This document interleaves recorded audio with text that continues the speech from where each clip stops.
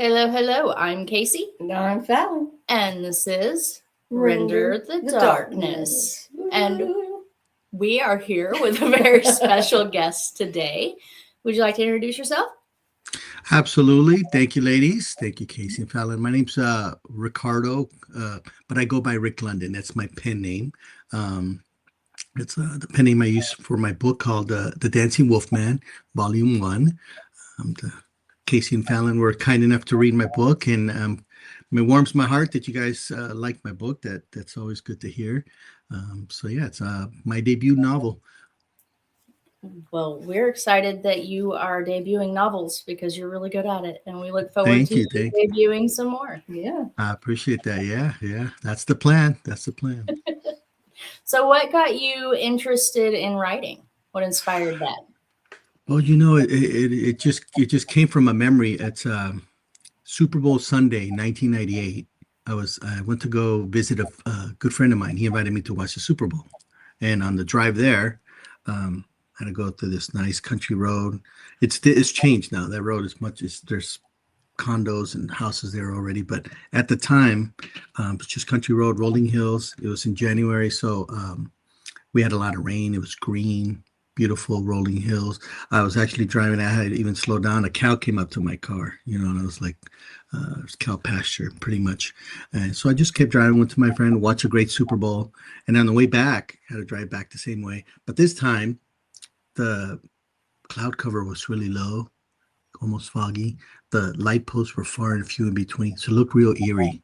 Um, and it reminded me of a movie called An American Werewolf in London. Have either of you seen that movie? Oh, I, yes. I love it. It's a great movie. It's gory, it's bloody, but it's a great movie, right? So it reminded me, I don't know if you remember the beginning, the two friends, they're walking through the moors in England, right? To get to that little town where the guys tell them, they don't belong there, and then get out, and then they walk back in the moors, and then they encounter the wolfman, and one of them dies and the other one gets bitten. Um, Anyhow, that it reminded me of that scene, right? And then it just stayed. That memory stayed with me. And then about a year and a half ago, I was hanging out with some friends on a Friday night, and we're talking about old friends, and I was thinking about that night, and I'm like, hey, Nick, the guy who invited me to watch the Super Bowl. I hadn't seen Nick in a long time, and I'm like, man, I hope he's okay. And then as we parted and went home, I'm driving to my house, and I was like, for some reason, that thought stayed with me. That moment driving back, and I'm like, what if a werewolf came out that night? What would I do? Would I talk to it? Would I say hello, Mr. Wolfman? Please don't kill me, right? So just my thoughts going crazy, right?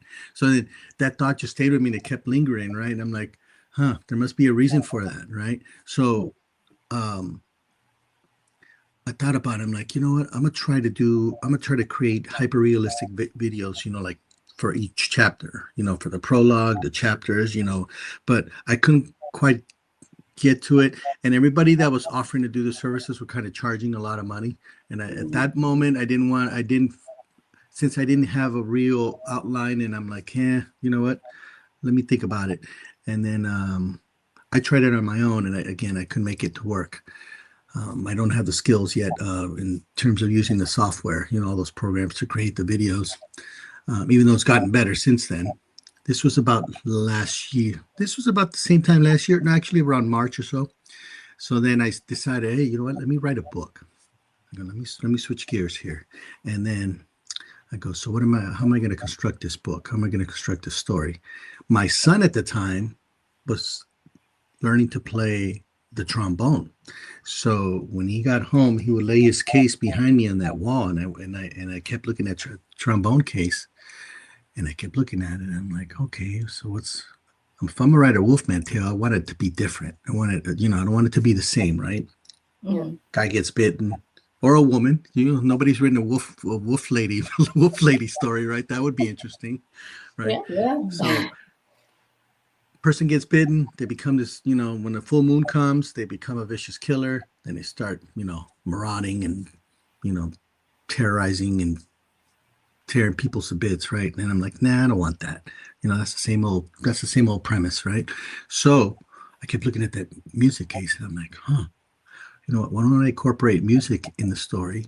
And then I thought about it. I'm like, you know what? I'm gonna make my guy. And one of the thoughts that came to me is I was thinking about teachers at the time, and I love my high school teachers. I don't know about you two ladies. The best teachers I had were in high school, and few of them were really they were really supportive. Right. Some of the classes I struggled, and they were there to help me. And so I was thinking about them. And I'm like, okay, I'm gonna make my protagonist a high school music teacher by day, and because I love music, and since my son was taking the music, learning the trombone, I'm like, okay, music teacher by day, and then how about a DJ by night, right? Since my character is so embedded, his life revolves around music. It's part of his whole persona, part of his whole existence.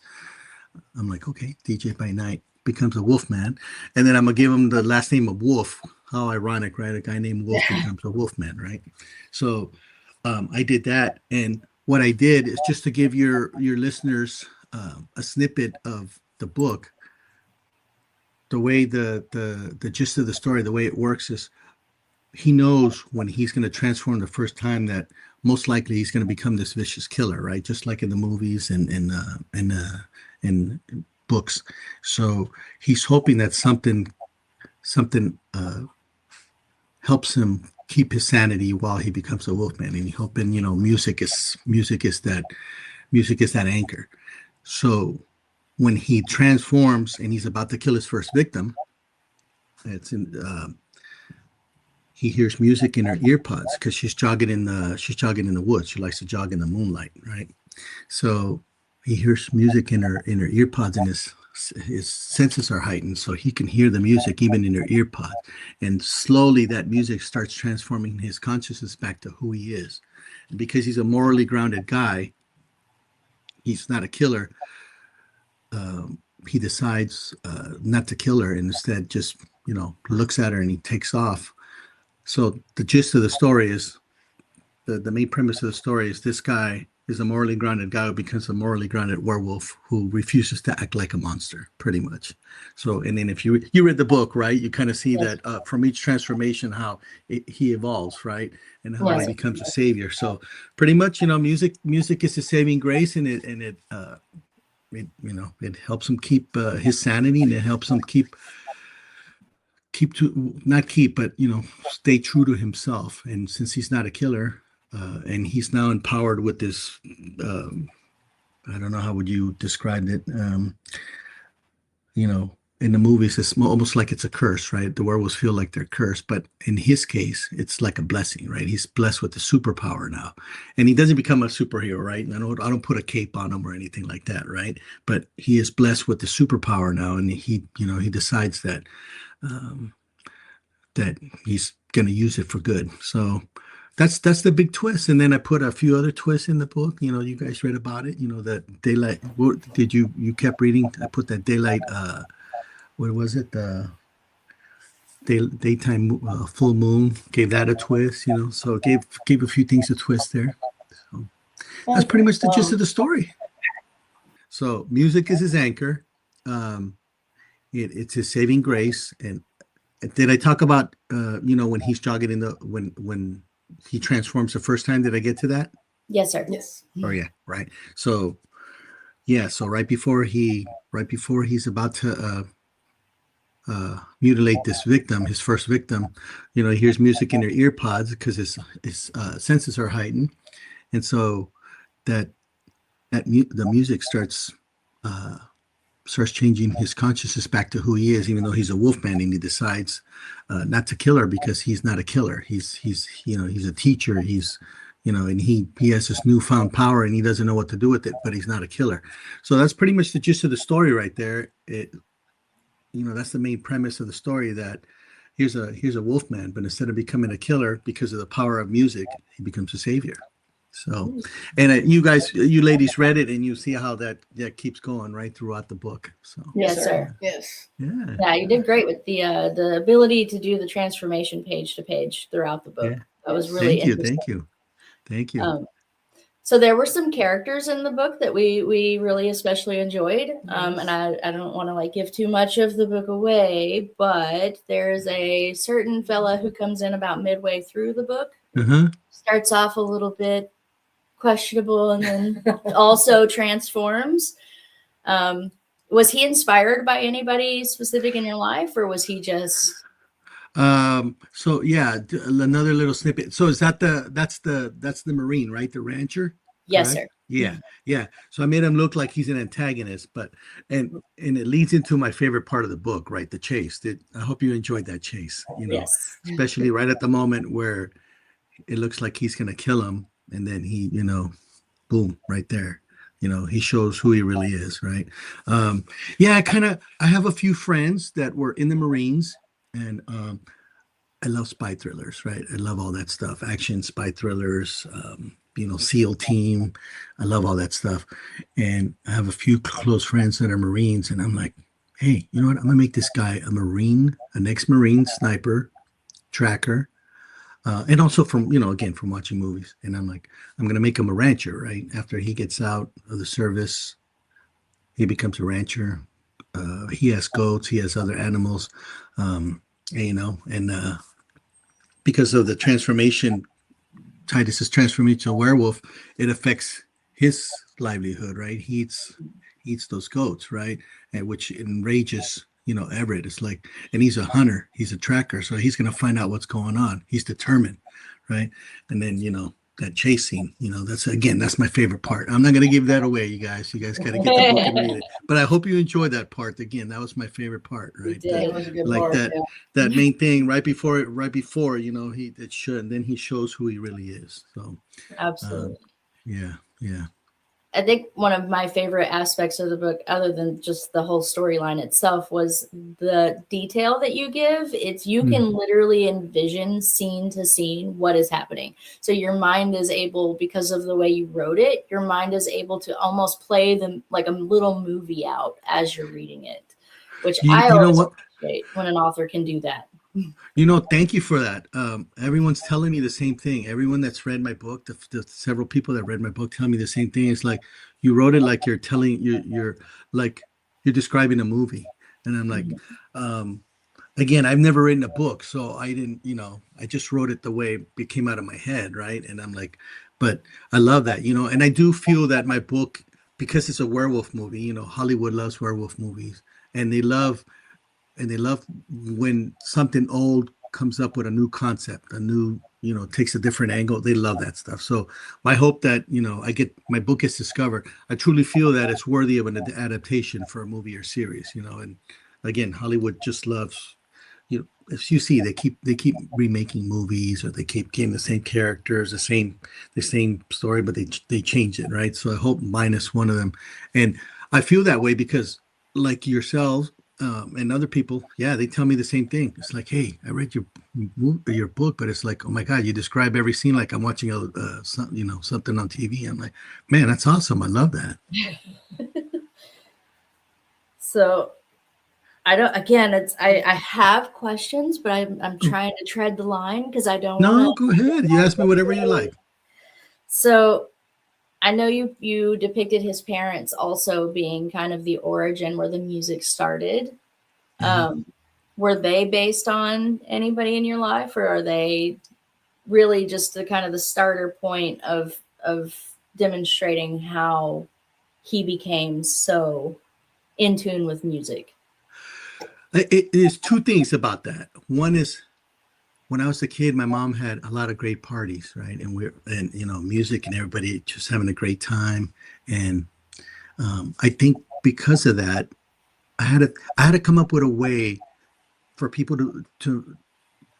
my readers to, even though it's a book of fiction, right? And werewolves don't exist, I had to come up with a way where my protagonist, um, that music, how music affects him when he becomes a werewolf. So I can just make it look, he hears music and all of a sudden, he transfers to you. That could be anybody, right? You So I had had to to make attach it, like a soul link somehow. yeah. I had to make it, I had to go deep, right? I had to make it where it's really, really part of his, like, it's almost in his DNA.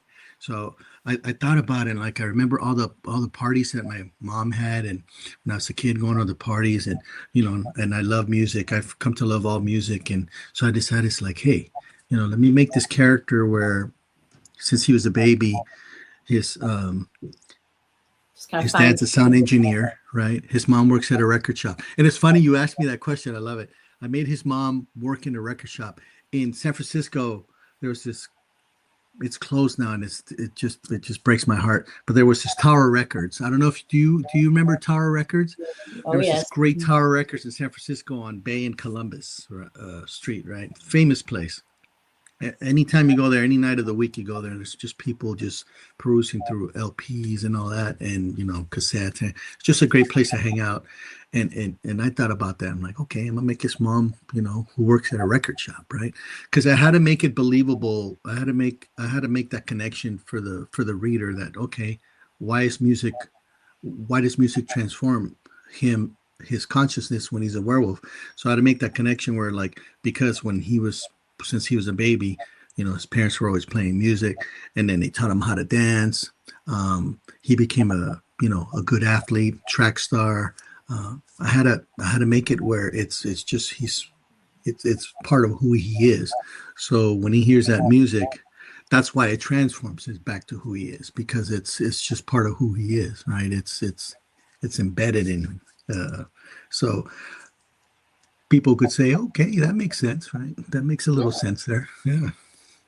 I love that you did that, because even if I don't know what you're planning on writing in the future, hopefully a lot more, but if you were to later in the future introduce more werewolves or weremen, that specific trait, that would be for him. Like, that would be his specific thing, his anchor, because of it being so deeply connected to him from childhood to when he got turned. Yeah. So I True. like that you did that. You Yeah. kind of Thank you. gave him his own personal thing that, like, can't be somebody else's thing later, which is really cool. Yeah. And I don't the but other reason I put that in there is like, hey, I want I want musicians, DJs, people who is like, hey, there's a werewolf story about this guy who loves music, like DJs, right? It's like the other part of that was I want to attract a broad spectrum of readers. It's like, because when you write a book, right? It's like, oh, what's your genre? Well, or who's your target audience, right? That's always the question. Is it, what's your demographic? What's your target? Is it just paranormal readers, romantic readers? It's like, yeah, but people in the music industry, they love reading too. And if I put music in there and then a DJ, it's like, oh my God, I love that. It's like, because the books I've read, I don't, I don't, I don't read enough about DJ or people, in the music business. I read a lot of, what do you call it? I read a lot of spy thrillers and hard-boiled detective novels, adventures, and most of those are centered around, good versus evil, right?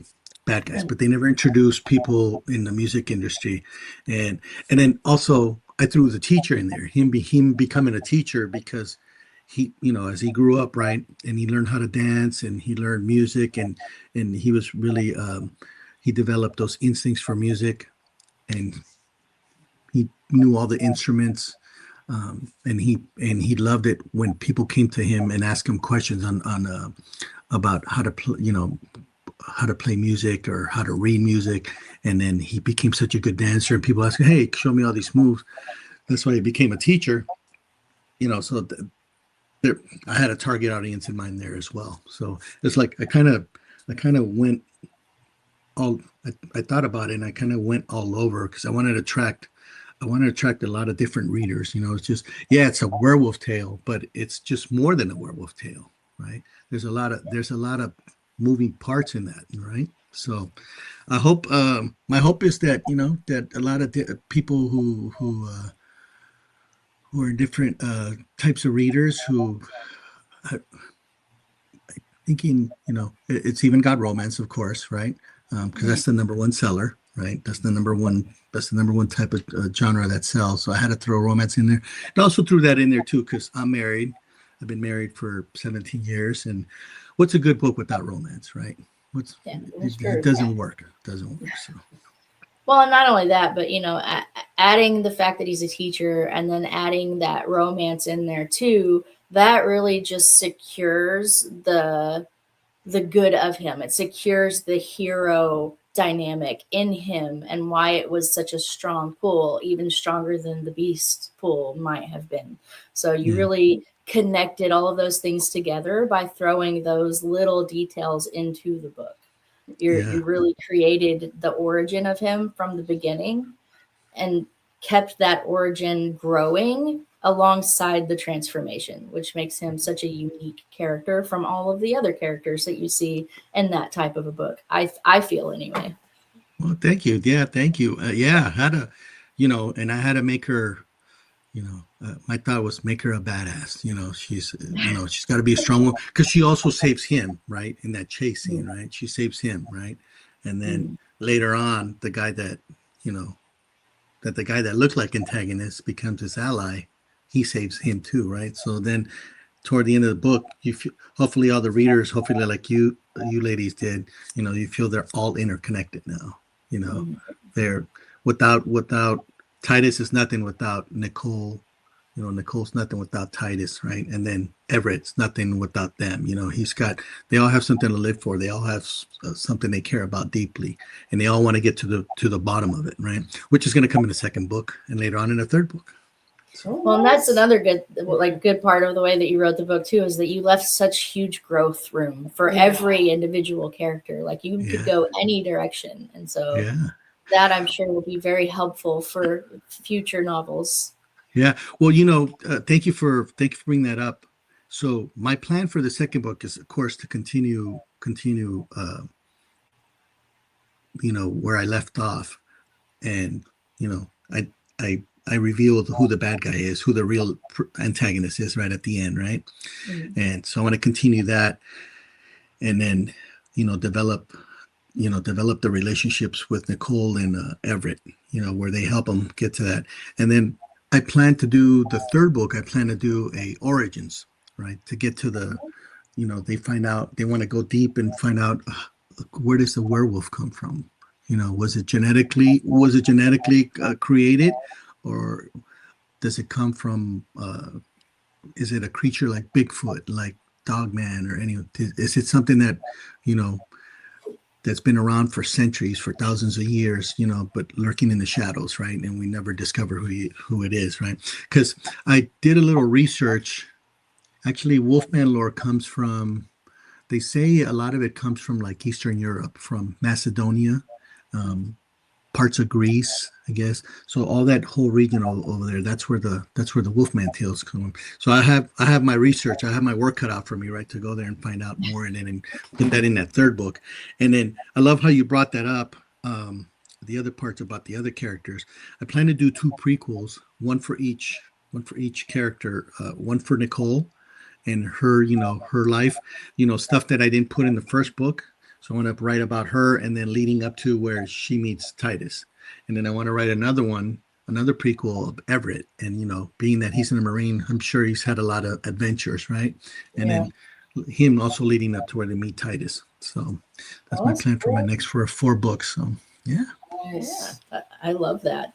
I look forward to reading all of those. Thank you. And then we could come back and talk about the other books as well. Absolutely, 100%. So is there anything that we haven't discussed right now that you would like to tell the viewers or listeners about the book? Let's see. Or about yourself? Well, I'm myself. I'm about to be 62 on Thursday. Happy birthday. Thank you. I never thought I was going to write a book, like I mentioned earlier. One of the questions I always get asked is like, what would you like to tell readers? I'm like, I never thought I was going to write a book, but if either of you ladies or anyone's listening out there, you said you're starting a book, but if you got something you want to share with the world, and you feel you're stuck, or or you might be too old, it's like, it's never too late to do anything. If you got an idea you want to share with people, go ahead and write it. It's not easy. It's not easy. Actually writing the book was like the easiest part. It's getting it out and getting to people's hands and getting the exposure. That's the hard part. Because I've heard in terms of becoming a writer, becoming an author, a lot of people give up because they get stuck writing, and that's okay. Sometimes it takes years to write a book. If you get stuck, just come back to it later. Um, People get inspiration from unexpected sources. A lot of times you get stuck and then something will happen and you're like, oh, geez, hey, there it goes. There's the idea I've been waiting for, right? Like for me, right, the trombone, I was like, how am I going to write this? And then I kept seeing my son's trombone case there. It's like, hey, there was my inspiration, part of my inspiration. So yeah, a lot of people want to become authors, but they say only like, what is it? What did I read? Out of the percentage of people want to become authors, only 1% of that really. No, it was different than that. Sorry about that. I think it says 80 to 84% of the population in the U.S. in some way they all want to write a book of some kind, children's book, whatever, romance, but really only 1% take action to do so. So, if you're stuck, just bring it out. Bring it out and share whatever idea it is. I love books. I love reading. I'm an avid reader. I've been reading since I was 8, and what a change it is. Again, I never thought I was going to write a book and be here talking to two wonderful ladies like yourselves and sharing about my book, and that's exciting. Writing a book's exciting, right? And then talking about it, and who knows what else is going to happen. But the other thing too that I've learned from all this is I have to be patient, because from talking to a lot of people, it takes about a year to about a year and a half to really, for your book to really get discovered and to get out there. So, because at first when it came out, it's like, oh yeah, here we go, start selling the book, and it wasn't selling, right? It's like barely, and then I kind of felt a little dismayed there, a little disappointed, and I'm like, oh man. It's like, what's going on? And then I started doing some research, and a lot of authors who come out with books too, they give up within the first 2 months. They just give up. It's like, okay, their book's not selling. It's like, oh, this was a waste of time. It's like, no, you just got to be patient. Even authors, if you read, even successful authors, they've struggled. A lot of them struggle in the beginning. It just takes time. So, this is also a lesson in patience, coming out with the books, a lesson in patience, right? Yes, sir. Patience and persistence. Exactly. Yeah, And the other thing I'm doing is I'm getting on podcasts and talking with, and having wonderful conversations like this one, and just, also get to know about the host too. Like you said, you're starting to write a book, correct? I am. Yes, sir.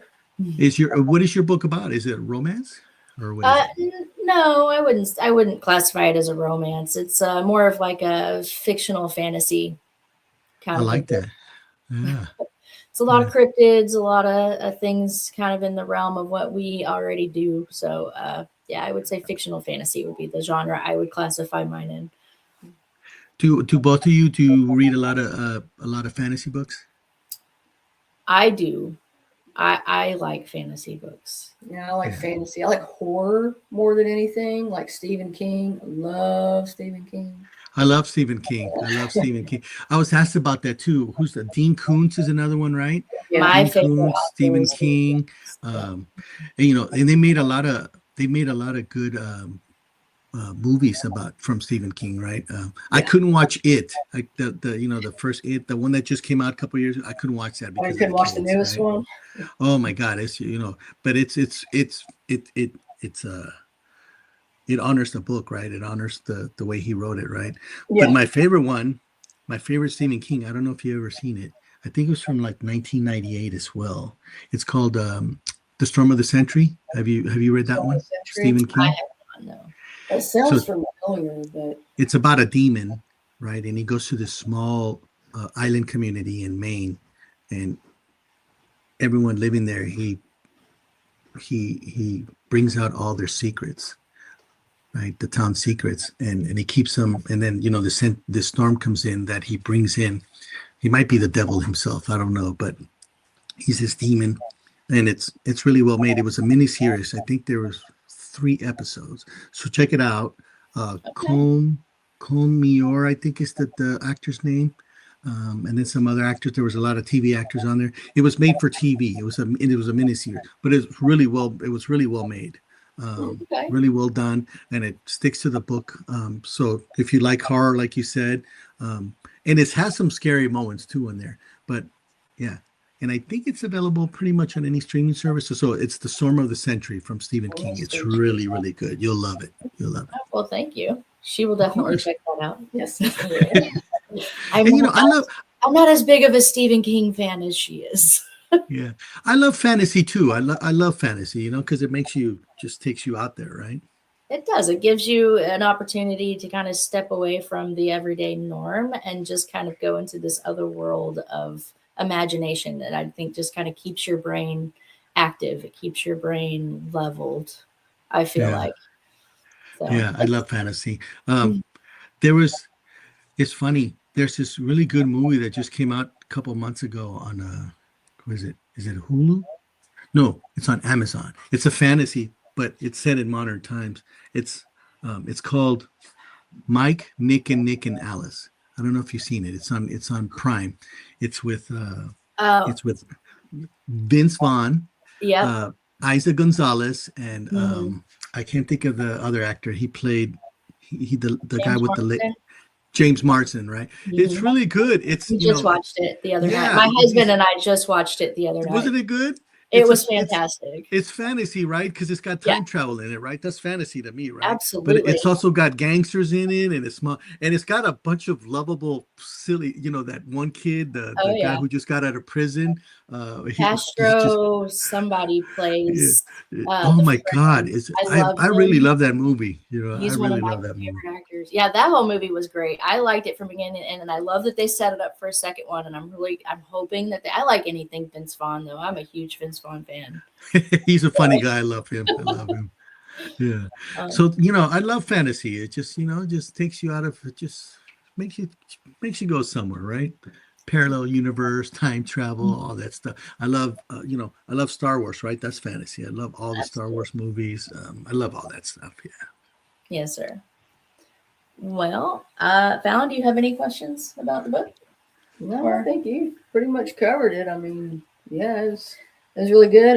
Can't wait for the I feel second bad because I one. wrote so many questions as Yeah, I was she reading really You it. can did. ask me. You can ask me more But I questions. was I have like, no I problem. have like multiple pages of questions, but I was like, You can this ask is a them. little Sure, long ask book, away. and I don't want to. No, ask. Oh, because you mean I might reveal something about Yeah, the Yeah, book? I don't want to reveal something that you may not want yeah. revealed No, about ask me, the because book. you know what? The thing is, if I do give out a little snippets, it might be, also it's also good that your listeners will want to say, okay, you gave me a snippet. It's not like I'm not gonna go buy the book. Hey, let me get the book and see how all this is connected, right? Because you still have to read the book. Even though I give you the snippets, I can't make all the connections because then I'm giving everything away, right? But if I give you little snippets, that's okay. Then read the book and you see how everything's connected, right? That's the part of the reading the story.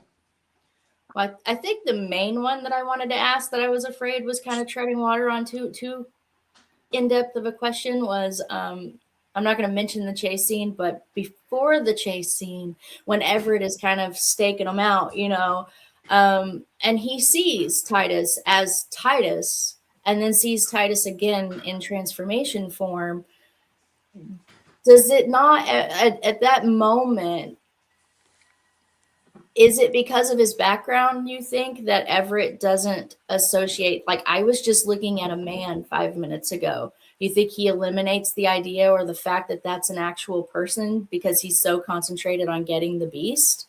Yeah, oh my God, that's a great question. I love that.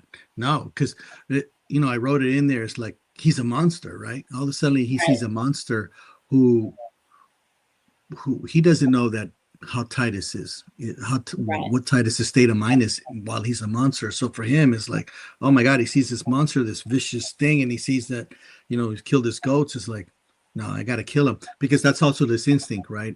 He's a Mhm. sniper. He's a killer. He's killed a lot of bad guys. and whoever. So to him, it's like, okay, my God, what is this, right? So also in a way, right? You see a human form, then take a monster form, and it's like, is he suffering because of that? Do I take him out of his misery? Right? There's another thing, right? Right. He might be thinking all those things, right? Maybe there's readers who, hopefully, there might be readers who might be on Everett's side, right? It's like, yeah, I would kill him too. It's like, my God, you can't let this thing roam around and start eating all the livestock and who knows what else. But that's what the chasing is for, right? To really show who he is. I think that's the beauty. Again, one of the beauties of the way that you wrote it is because for me personally, like, even though I had these questions would pop into my mind as I was reading it, I was still on both sides. Like, I was still like, in that moment, I'm like, at this point, nobody's the bad guy yet, like, who's gonna win? And you just have to read the book to know who wins in the end. But it's like, in that specific moment, I think that's why those questions were flying, because I liked Everett, and I was like, no, Everett, he's a man. And I was like, also, your goats. I'm like, whose side am I on? No, I love Everett. That's why I wrote it the way it is. And then, and at the later on, they become connected. And then later on, I reveal who the real bad guy is, right? Right. And even though you have an idea who it is, it's not till the epilogue, right? It really tells you right there who it is. And I've had a few people, it's like, oh my God, really? That's the bad guy? I'm like, yeah, I got that idea, in all the books I read, right? All the detective novels I read, I've read all these great detective novels from Michael Connelly, right? Harry Bosch books. I love this other author named Jonathan Kellerman. He writes about this child psychologist named, Alex Delaware, right? And it's set in Los Angeles. He's a child psychologist who also, whose best friend is a homicide detective, and they come up against these vicious killers. And both in those books and Michael Connelly's books, and the bad guy is always right there. He writes they write it so well where they don't get revealed till later, right? He's right there, and they just miss it, right? And that's I think that's how you should write books, right? It's like, boom, it gives it a very by, usual suspects kind of a feeling. Aunt Mildred, cousin Larry, it's like he's like right there, your dentist, somebody who you don't think is gonna, be the bad. All of a sudden later on, you're like, Jesus H. Christ, why didn't I see that? Well, you didn't see it because the author wrote it so good that you don't know until later on, right? That's what makes it a good book. So absolutely. Yeah. Well, I really, really enjoyed it. I know she really enjoyed it. It was thank you. Very fun read. We're definitely going to, when we post this interview, we'll definitely post the link for the book in the show notes. But other than that, if you've got anything else to add, it was really nice meeting you. It was fantastic talking about the book. Thank you. I think that last question was my most, like, I gotta ask him. And then I was like, in the book, I was like, ask him, don't ask him, ask him, don't ask him. Please ask away. Yeah. No, and I have my website, dancingwolfeman.com, and it's Wolf with an E, because that's my protagonist's last name, Wolfe. I believe that's the German version of wolf, because there's wolf, just regular, and I think that's English. I believe that's English, and then wolf with an E. That's the German version. So dancingwolfeman.com, and then my book's available on about 16 sites. It's available on Amazon. It's available on Thrift Books, Walmart, Apple Books, Barnes and Noble. But I have a feature on my website. It's almost ready to go, where you can go on there and there's a button where it says buy, and you can go on there. You could buy the paper, the soft cover they call it, or paperback, and then you could also buy the hardcover. And then one last thing I want to let your readers know, if they do want to buy the book and you go to Amazon, on Amazon you can't buy the paperback or the hardcover, or the hardcover, unless you just have a regular Amazon account. If you have a Prime account, for some reason, Amazon, it's not allowing people to buy them if they have a Prime account. So it would have to be just a regular. That's just weird. And I've inquired about that, and I got the same answer, that they can't fix it. I'm like, okay, whatever. So you know what? Just go to my website and get it there. You can buy Absolutely. it there. Yeah. Well, and if you do have an Amazon Prime account, because we both do, you could certainly get it on Kindle still. So don't count Prime out completely. You can still get No. That's only for the paperback in the Yeah. hardcover, right? Yeah, But yeah. the Kindle, yeah, there's a lot of Kindle readers. Yeah, Yeah, it's yeah, yeah. available on Kindle. Yeah. The one thing is not available yet, I haven't worked it out yet, is I don't have an audiobook yet. I would like to get that done later because a lot of people love audio. You know, they can listen to it while they're driving to work or when they're out somewhere. So that's in the works, but that's probably going to be not for another 3 to 4 months probably. But a lot of people do have Kindles. I have a Kindle myself. I love Kindles. I switch it up between Kindle and actual books. I still love reading actual books. So, yeah. So yeah. All right. Well, we really appreciate it, and it's been a lot of fun. Thank you. It's been great talking to you, and thank you for all the great questions. Thank you. Absolutely, yes, sir. All right. Well, thank you guys for watching and listening, and we will catch you on our next episode. Go get his book. Go get his book. Rick London, Dancing Wolfeman. Thank you. Oh.